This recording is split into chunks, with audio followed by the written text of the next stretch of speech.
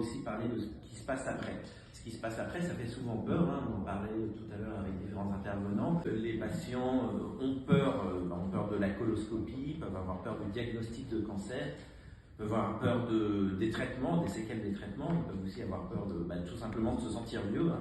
Ça me fait penser à une histoire un peu moins personnelle que la tienne, et qui est celle d'un roman de Fab Caro, qui commence par le personnage principal qui reçoit cette fameuse enveloppe bleue.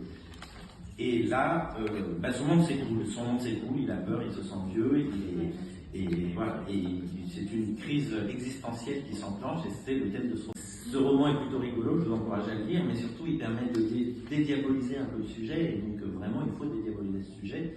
La coloscopie, parler de fesses, c'est toujours pour certains un peu rigolo, pour d'autres un peu gênant, mais c'est rarement un sujet sérieux. Mais il faut quand même l'aborder. La coloscopie, c'est un examen qui est fiable, qui est sûr et qui est peu douloureux et qui est bien maîtrisé. C'est un examen de routine, il ne faut pas en avoir peur. Le cancer, est-ce qu'il faut le redouter? Oui, sans doute. Est-ce qu'il faut l'ignorer? Non, parce qu'on l'a déjà dit plusieurs fois, 9 cancers sur 10, lorsqu'ils sont dépistés tôt, sont guéris. Les traitements, là aussi, on fait beaucoup de progrès et beaucoup de communication sur les traitements curatifs, où on fait de la désescalade, on essaye vraiment de limiter l'impact de ces traitements pour que les patients puissent récupérer une vie la plus normale possible. Donc en chirurgie, il y a des techniques de désescalade avec des techniques de moins en moins agressives. En traitements médicaux, les principaux progrès dans cette pathologie ont contribué à faire déjà diminuer les temps de chimiothérapie. Pour un certain nombre de patients, on est passé de 6 à 3 mois sans perte de chance. Pour d'autres patients, on ne fait plus de chimiothérapie parce qu'on sait mieux identifier les patients qui sont les plus à risque de récidive.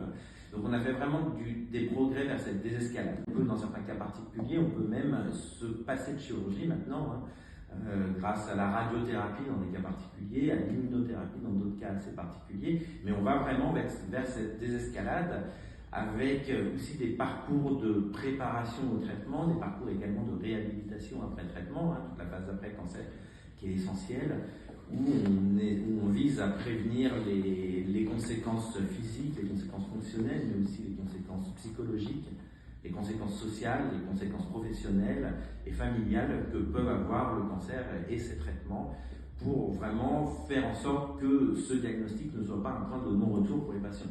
Donc ça c'est vraiment essentiel.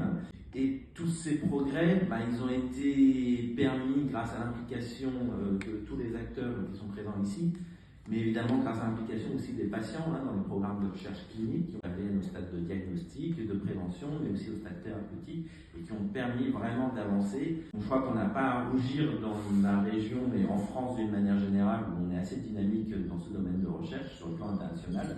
Et dans la région, on s'aperçoit qu'on est très dynamique également dans ces programmes de recherche clinique.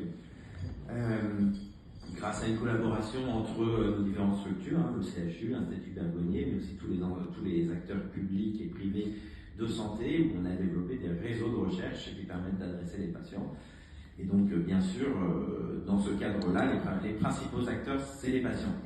Donc, en pratique, mais pour conclure, les principaux acteurs, c'est les patients à la fois pour le dépistage, et donc il faut vraiment impliquer les associations de patients dans ces programmes. Et également, les patients doivent être, et la population doivent être acteurs de leur santé, mais aussi des progrès qu'on fait dans la prise en charge et les traitements de ces cancers.